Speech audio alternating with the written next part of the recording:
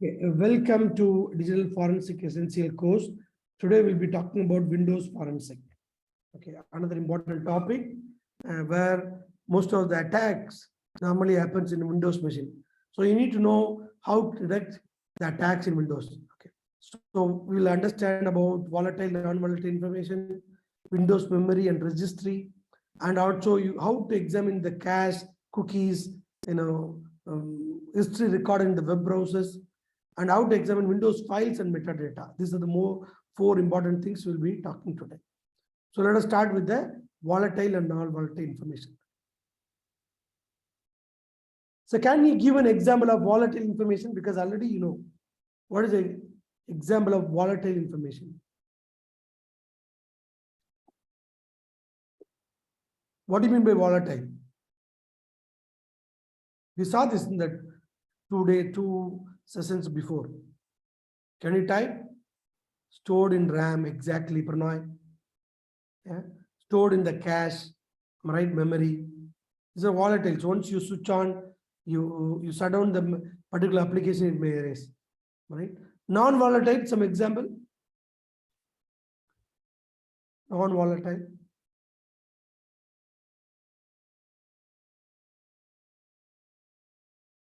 Hard drive, exactly. Hard drive, pen drive, CD-ROMs, all of them are non-volatile, exactly. SSD, very good, wonderful. So I don't have to talk more. So you know that Windows, Mac, these are the three major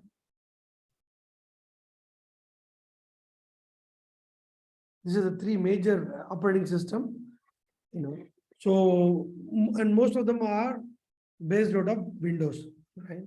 So if you want to conduct a successful digital forensic examination in Windows, Mac, and Linux, so you should also know how this operating system works. Where to find the network connection, where to find the process information, where to find the file directories, where I can check the DLLs running or registration key, So all of them are important. So you need to have a knowledge about Windows architecture. Do you agree with me? If you want to do a forensic on Windows system, you should know how to check, where to check, what information to obtain. Without that, you will not be able to do a forensic analysis. So are you interested to know a bit about Windows today and how you can check the network connections, memory, processor, and DLLs, registry, everything? Are you interested? Wonderful. That's what we are going to talk today. That's what we are going to run through. Right? So volatile information is nothing but time, network information, because network information will be, once you shut down, then it will be gone, right? Files, status, process ID, memory, right? Whatever you saved in the clipboards, command history, all of them are volatile. So how you can collect, for example, system time. You can go and say that admin in user command prompt, date/t, time/t, it will tell you the system time, right? System uptime provides idea of when an exploit attempt might have been successful, how long it has been up, right? So it's going to tell it is up for, let us say, 2 days, 3 days. From last 1 week, system is up. So all of them could help you on finding the system uptime. So you want to know who are the logged in users. So you can go and check with a tool called ps loggedon64.exe. This is the command. You can run this command. It will tell what are the user logged in. For example, administrator is there. When he logged in? 10 p.m. Right? User logged on via resource shares through the network share who is logged in. Again, somebody has logged in at this time. So you can find out. ps logged on is the command syntax you can use to find out. And you want to also, you can say net session in Windows. If you go and type your command prompt, it will tell you what are the users are available.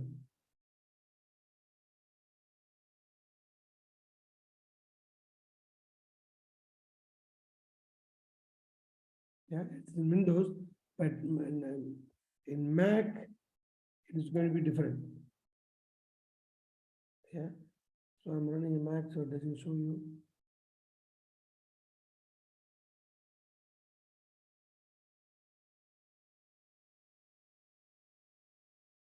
One second.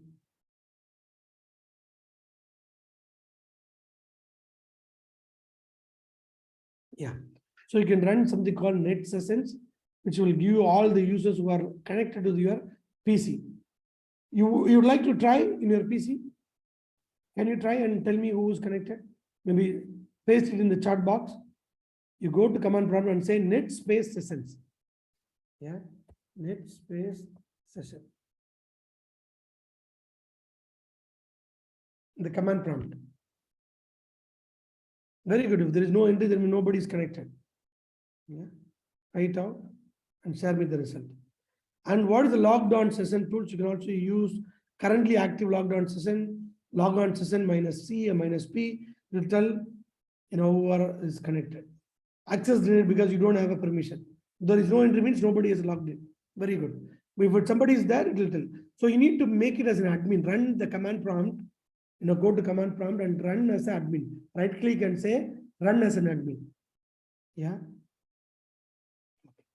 Then net file. What are the file it's shared? Can you run this command? Net/file. So it will tell what are the files which is shared. Information about the file which has been opened by the intruder. So these are the files which has been shared. Yeah. Very good. Then nothing has been shared. Very good. Wonderful. Then you can also say network open files. Through system, you can go to the network open files, host system, and it can tell you what are the different files. Who has opened, when it has been opened. Right. Can you hear me?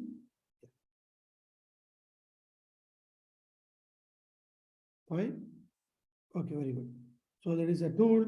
Also, you can collect information using netstat -t. Can you run this command? NBT stat. So this is to discover all the net bias connection, like which are the computers connected to you. NBT state, right, -A or -C. So it will give you all the net bias who is connected to your PC. If you run that, it is like if you are connected to your network, so it will tell what are the PCs you can visible. When you open a Windows Explorer, you find all the computer names in your network domain. Is that right? So that you can find out from NBT state -C. Did anyone try? Yeah. So you can also use what are the connections. This definitely this command will work. I'm sure it is called netstate -ANO. Try this. It will tell you what are the protocol, local, foreign IP address, what is the state of that machine. Netstate -A, A also okay, NO. O is, it will also bring all the details like process ID. Can you run this command, please? Netstate space minus this excellent command, am I right? So you will be able to know all the connection to your PC. So you should know why this PC is, why this IP address is connected to me. What reason? Yeah. Yes, Joe connection minus Juno is exactly in Juniper you use that, but here in the network. Yeah. Can you all run access it? See, that means not net session, net state. If access denied, you have to right click your Windows command and run as administrator. Yeah. When you say right click on the command prompt and say run as administrator. Yeah. Because you don't have a permission. Then you want to see the potential, what are the compromise system or what are the processor. So you can go to task manager. Everybody knows, all right. Task manager, you can find out which program, how much memory it's running. If this memory is more, we can know. And also you can run something called task list to find out the services, including their process ID, right? What is the process? So Tomorrow you want to stop a particular exe, you can go and say kill or close a particular process ID. It will shut down the particular program. So you know that many a time when the system is hanging, what we do? We run the task manager, we right click a program which is taking more memory or more processor, right click and kill the process, stop it. Is that right? That's how you do. Am I right or not? You go to the task manager, click which is more, using the more memory or processor, right click on that and say stop it, so that your system will become free. Yeah, same thing. So you need to know which processor is taking more time. So you can do like PS list, processor list. You can find all the program running and what is their PID, right? What is the CPU time, all of them you can find out. So netstat minus O can also help it to find out the local address, foreign address, and state and PID. Netstat minus O. It is like process to port mapping. Which port it is using, for example, here. Which port it is, okay, local port, local IP, this is my IP address, this is my local port. This I'm connecting to some server. Let us say EC2, means it's I'm connecting to AWS EC2. And what is the port I'm using? HTTPS. So it tells me source port, source IP, source port, destination IP, destination port. And what is the state? And what is the process ID? All this information I can get from state minus O, one command. Is that clear? So if you find something is abnormal, you need to check why this guy is connecting to me when I don't require this connection. Okay? So kill PID, or you can go to that particular task manager and kill that.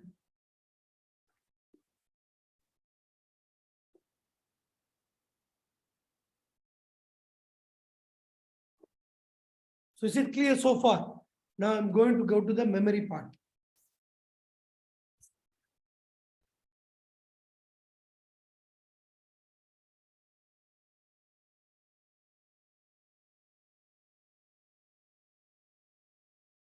Okay, shall we move on to the memory?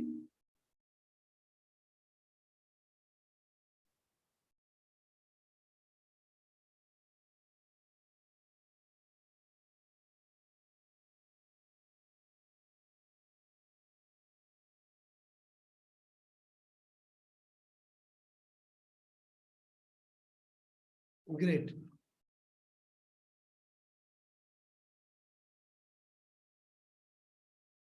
Wonderful. So, no, yeah, you can mention, but this is for you to understand how this works, am I right? So process memory, so you can create something called Process Explorer in Windows and check virus. So if anything is running, if you are not able to, there's a tool can be used to check if process is malicious or something. So you're, for example, all the processes are running, but you are worried about some process which is not by the system or which is not by your program. So you can run a tool called Process Explorer and right click on any program and say what?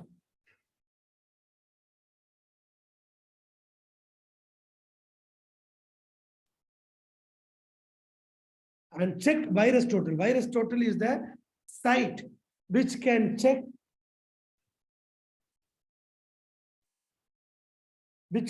for any malicious or suspicious activities or processes, right? So it can also show the handles and DLLs. What are the DLLs? It's open. Can you see the private byte, working set, PID, description, company name? So proc dump and process dumpers are the tools which again you can use. The tools comes with the built-in virus total support to check whether the running process is malicious or not. So I'm now inspecting the memory and trying to check whether it can be something which is malicious. That is what we are going to check it. So you can also check the collecting network status like IP config. It will give you the IP address. Promise detect tool. which can tell if somebody is running the PC as a sniffing tool. So something called promise detect tool. Prom query tool is another tool which can help you also. So ipconfig is the utility most of the time we use to find out the IP, am I right? What is my IP? What is my DHCP server, gateway, everything will give you. ipconfig / all will give most of the information. So promise detect.exe is a tool which you can run, and it will tell you whether the network is the adapter you are having, is it running in a sniffing mode? So what do you mean by sniffing mode? Sniffing mode means it is taking all the data, what is happening in the network. It is very dangerous, am I right? You should not run a sniffing. So why it is running? He is eavesdropping, or he is trying to monitor the data. Yeah, Process Explorer. So you can download the tool and use that.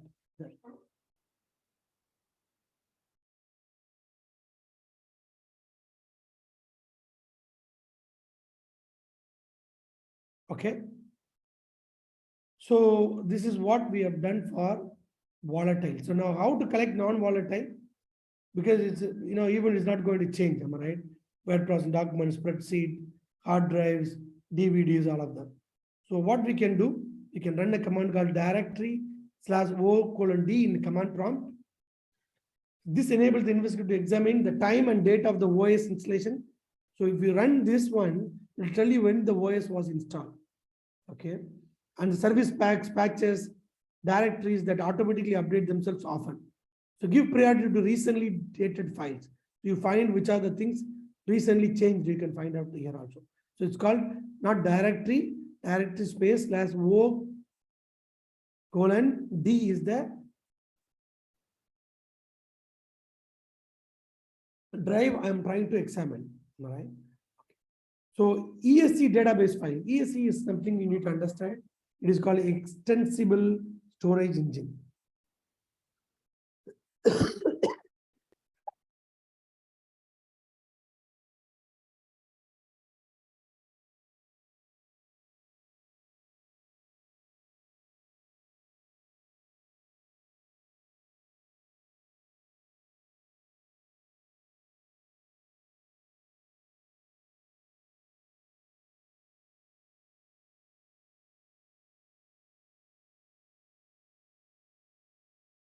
So what is extensible storage engine? It is a data storing technology used by Microsoft managed softwares such as Active Directory, Windows Mail, Windows Update Client. All of them use this as a database file.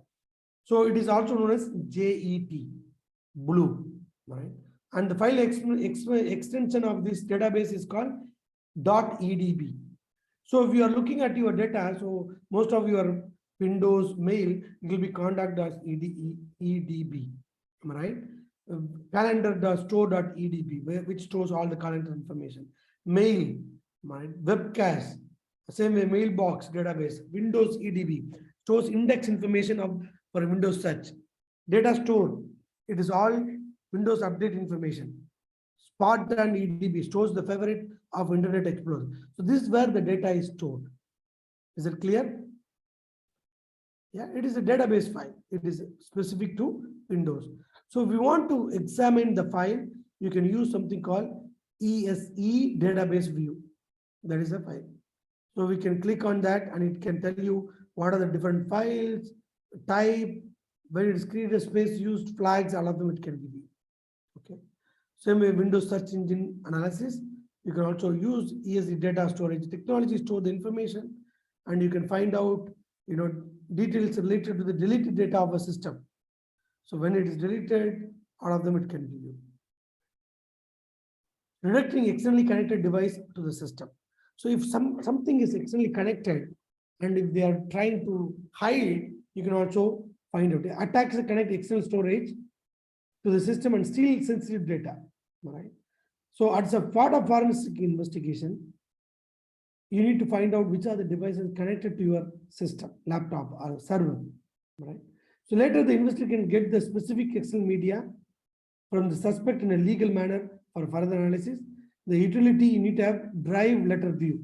List all the drives on the system, even if they are not currently plugged in. Even if not there, but you know that this was the system which was connected to you, right? Drive letter view. So it says directory external media plugged into your machine, maybe which is hiding, but you know that it's 2.5 terabyte.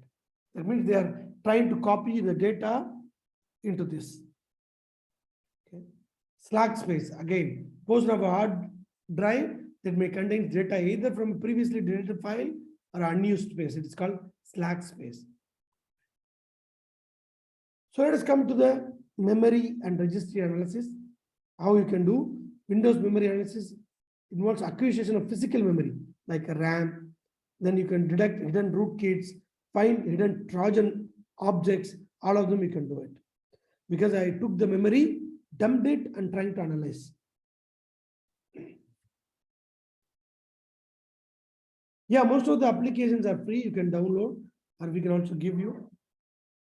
Okay, as long as it is available. So Windows crash time, it contains computer memory at the time of crash. So whenever Windows restart crash it, so you can go and find out a file which is called, Windows crash dump, my system crash files. You can check the memory dump information using dump check utility. There is a utility. You can go here and say automatic memory dump, and it can find out. So complete memory dump, kernel memory dump, small memory. So whatever is dumped during the crash of the particular Windows crash, you can take it and examine. So it can help in finding out crash is caused due to what? Internal error, external error, or it could be because of an attack. All of them it can give you. So also you can collect something called process memory, RAM dump file. Process dumper is a utility you can use. User dump exe is another utility you can use. So we can use that to collect data, right? RAM acquisition. So if you want to take the entire RAM, information. So because the volatile memory is an important as non-volatile memory. From forensic point of view, examining RAM dumps provides system artifacts such as running services, access files, what is network information, malware activity, everything will be in the RAM. So for as a forensic investigator, it is important that you run a tool and collect as much as information from the RAM, right? So it also can help you to get volatile information, right? Live acquisition, RAM capture and access data, FDK Major can perform these RAM dumps. So malware analysis using Redline, you can also use a tool called Redline. It's a security tool to identify there is any malicious activity in the memory space. And also tell you what time, scope of an incident, all of them. And also it can give you dump using Redline by loading it from analyze data section. And analyze data tab, you can find all the process running on the system when the RAM dump was occurred. For example, you cannot take a RAM, remove from the system and analyze. Rather, you can do a RAM dump. That means it will tell you at this point of collection, what are the processor, what is the connection, what is the memory, how much is used. All the information can be obtained from this tool. So you can run something called Redline. When you click that, it will give you process and all those information related to that. Yeah.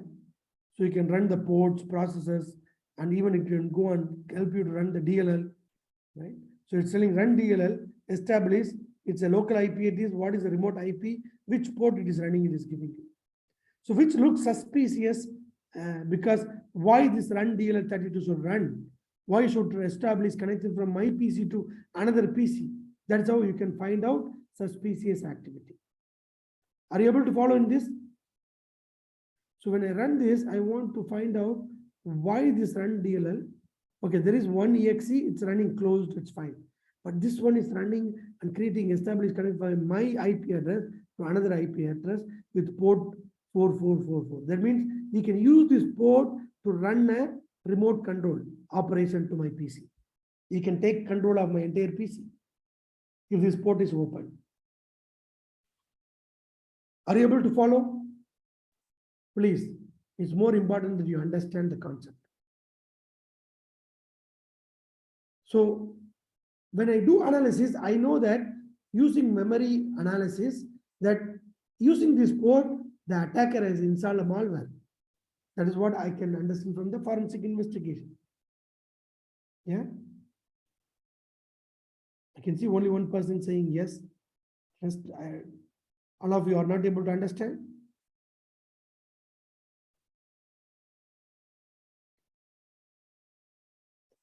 Very good. So we can also do registry analysis. Registry, you know that, am I right? It's a hierarchical database in the system that contains low-level settings of Microsoft Windows OS. For example, how it should be run for applications that use the registry. So when you change the registry key, the way the application runs also, changes. So it's very important that all applications are having this registry key, which is unique, which has to be stored and not to be modified unless it's required.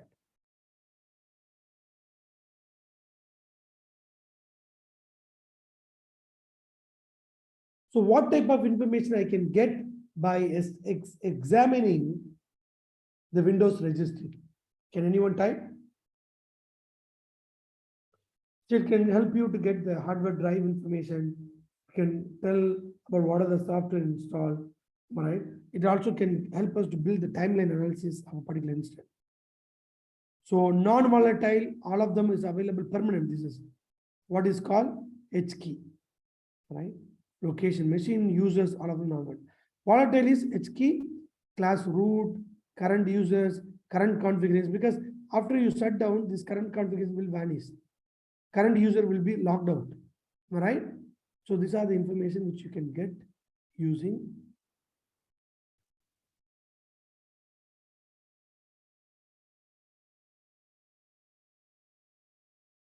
Windows registry. Yeah. So H key users, actively loaded user profile. Root is configuration information related to the application used by the opening various file. Current configuration is the Hive contains hardware profile the system uses at startup, current config. Local machine, it has Hive's a vast array of configuration information of the system, including hardware settings and software setting. So if you want to know the hardware and software setting, you go and check H key local machine. Under that, you will find all of them. Exactly. Most of them are hidden through regedit. So you can say regedit is the command which can run that and show you current users. Yeah. So registry is actually within a Hive file. Various components is called cells, key cells, value cells, sub key, value list key, security descriptor key. All of them are available in the skill. So you can also do forensic analysis as static or live. Static means you go to Windows config folder and do that. Live means built-in registry editor, which can help you to do that live addition. Yeah. So we can use something called FDK Imager. These are the registry keys. You can run access data. FDK Imager is a tool where you can go and run this tool and find out all the registry keys.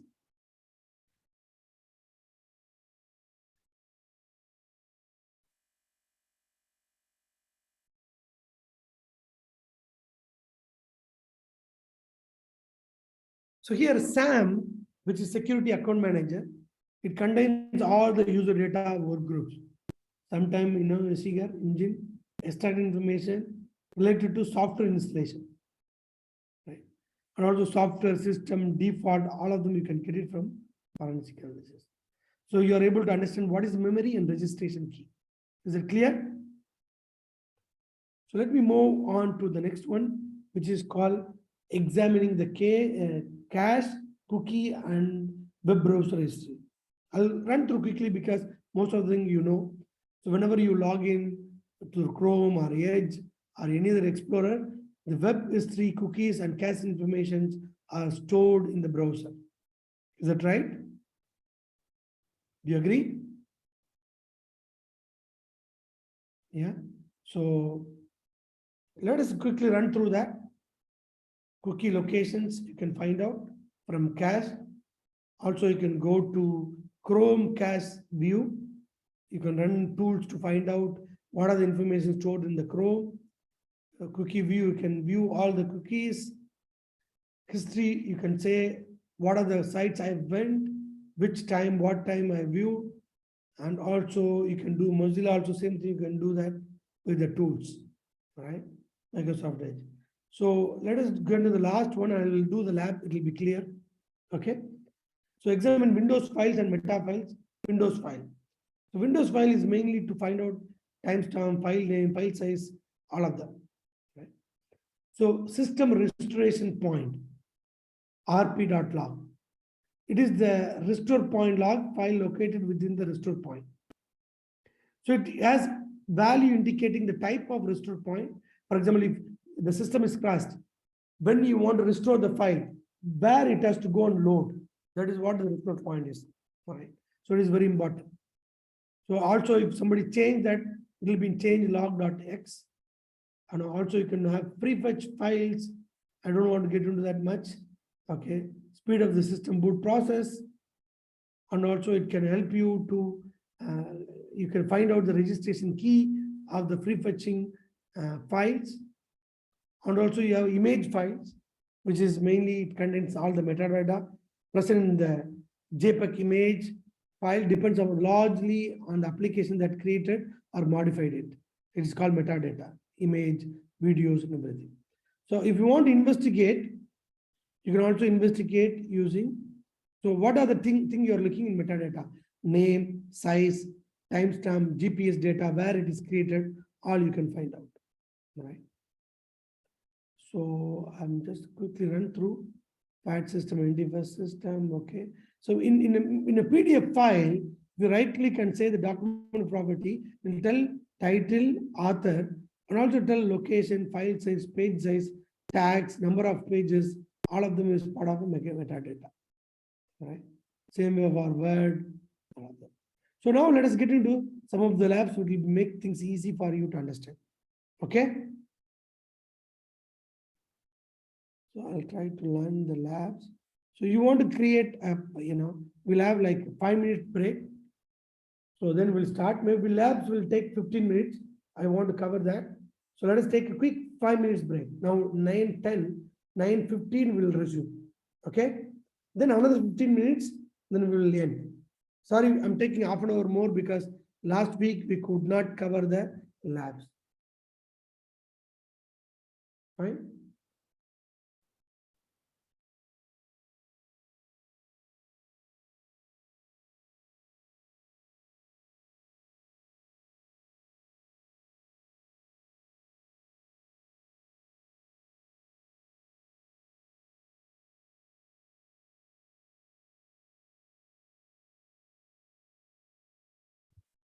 A quick 5 minutes. 9:15 will start.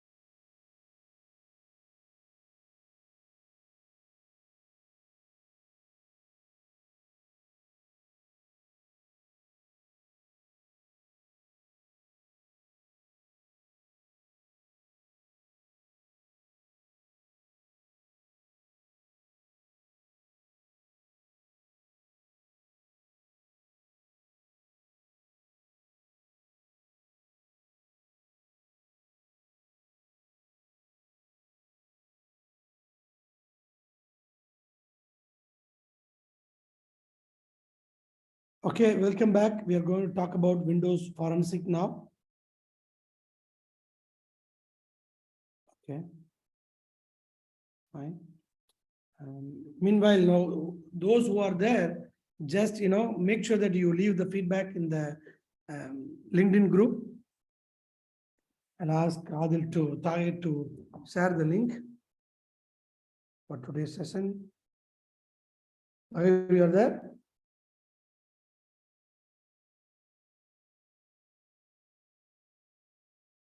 Check it out.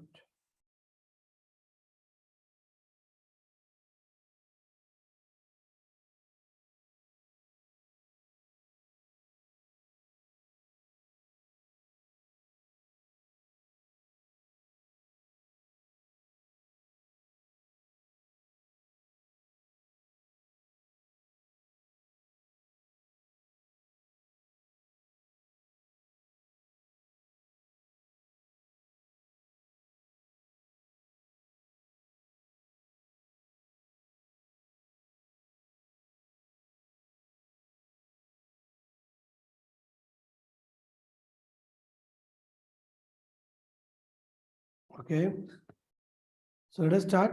So we'll be talking about now Windows Forensic. All right. So um, let us assume that there is a Steve who's a forensic examiner to investigate a laptop um, of a 26-year-old man who was arrested. So what he did, Steve started searching the contents of the laptop. He began his investigation on Microsoft Windows, even logs and processes using Windows forensic tools. Okay. So what he wanted to do, he checked all the registries, logs, processes for evidence of any crime. And when he checked all of them, he found parts of several images and videos of child pornography. He checked all the pictures and confirmed the existence of child pornography in the laptop. So other evidence on the laptop proved that the man in custody was its prime user. Okay, so that's what we are going to do to find out how we can get it. Okay. So acquiring investigation, examining, okay. So volatile information from a live Windows system. Let us get it. Okay, let me go to the lab. So we are going to use tool called PS tools and log on sessions, which we were talking about before. Okay, PS tool and log on system. Why we need this? Because using this, we can find out network information, process information used by different tools. All right. So this is what we are going to do with this. Let us go log in. Yeah, we are talking about the documents. So user log on locally. Okay. Then you open a PowerShell window, log on sessions. So these are the commands. These are the steps which is required to do that. Log on session -P to see the host net file. Okay, let us log in now. Okay.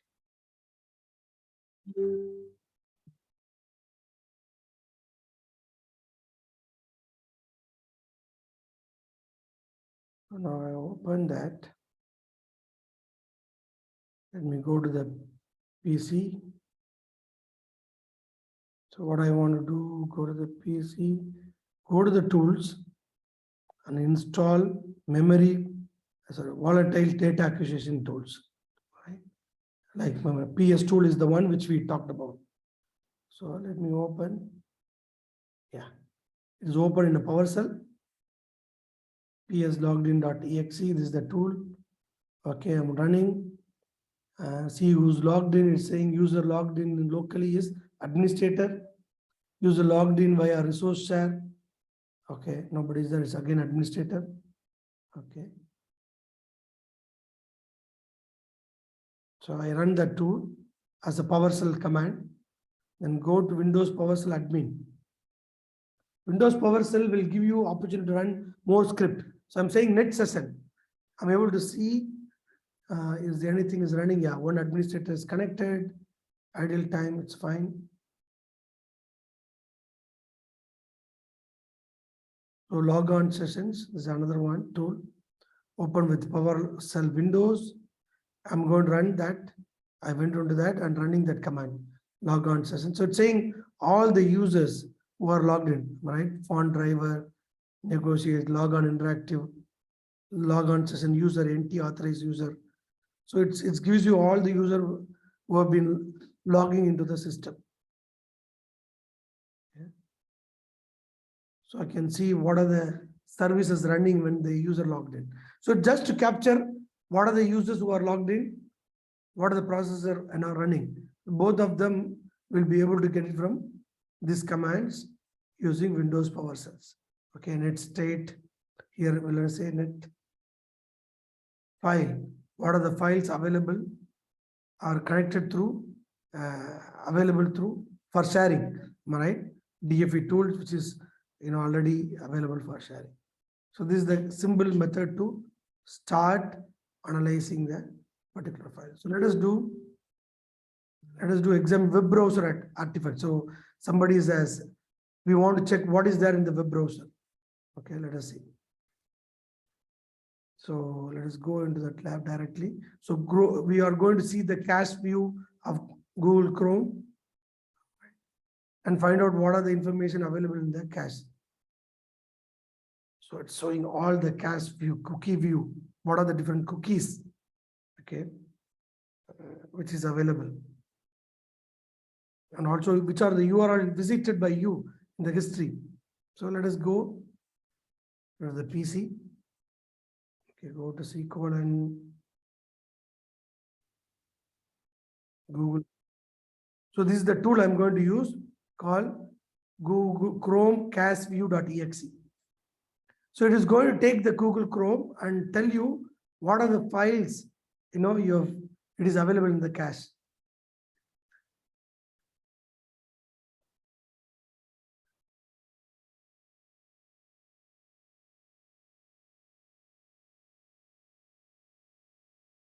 Okay.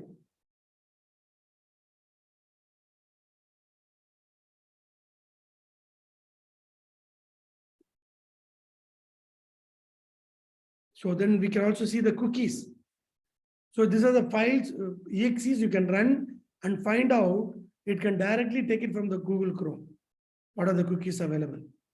My last accessed and what is the name, value of the cookie, all of them we can find out. Yeah. And also history. You can run this program, history view.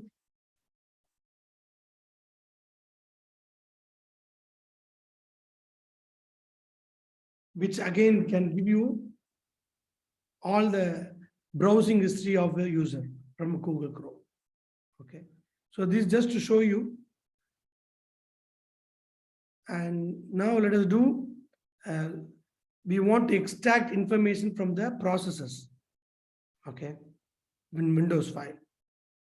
So process an instant of, okay, you know that code running. So any program or malware will have various method that will combine to give the result. All right. So what we want to do, we need to know what are the default processes and what are the processes which could be a suspicious one. That is what we are going to do with this lab. Okay. So I told you this program, am I right? Process Explorer. So you can see SVC course, right click and check in VirusTotal whether it is having any problem. All the DLLs, any problem is there or not. Is it malicious or not? So we can right click and check the DLL. All right. The company name, all those details will be there. It is Microsoft verified or not. Is it legitimate or not? You can find out. All right. And also it can find the strings which is attached to that particular thing. Yeah.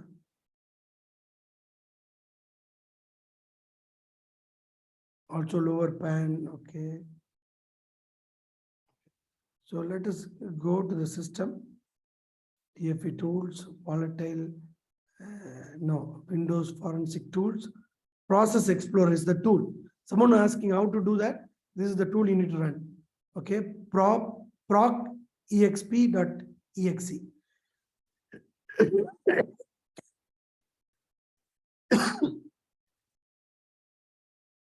It's going to run now.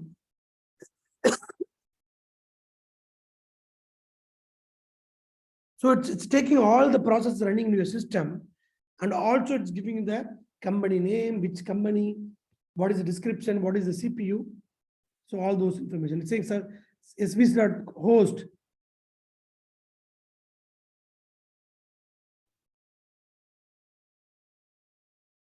So it's run by so many systems.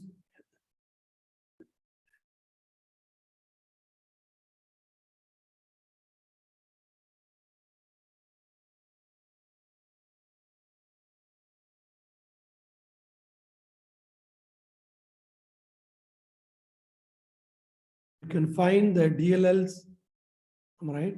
You can click on that.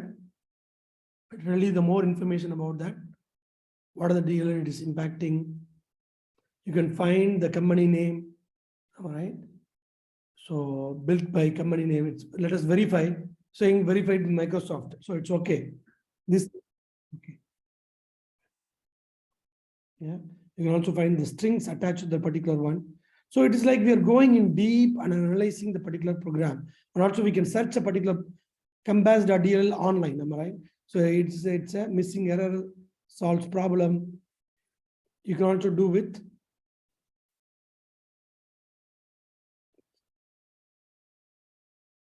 check with VirusTotal. If you are suspecting some programs, you can also check with VirusTotal. Okay, security, whether it's allowed by everyone. So these are the different things which you have done on Windows Forensic. Please try to understand it is about getting into the system, knowing the memory, knowing the DLL, knowing the registration key, volatile, non-volatile. So all of them is required if you want to go and analyze a particular Windows system for any forensic evidence. That's what we have done. We will share those video recording to you, all of you, so you can watch those things, and then we'll take next class into the new session. Okay.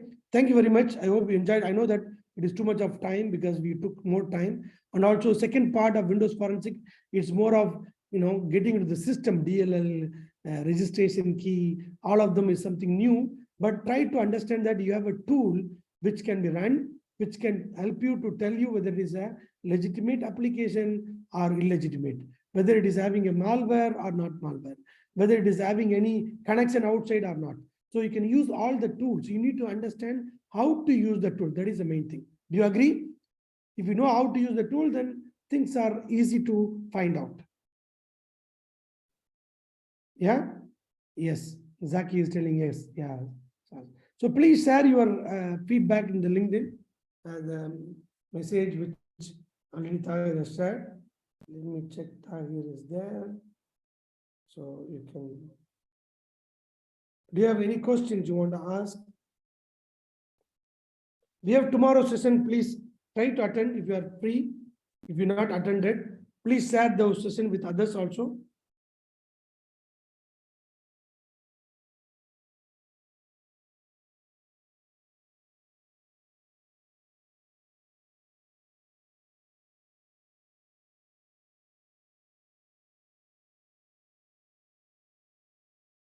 Yeah.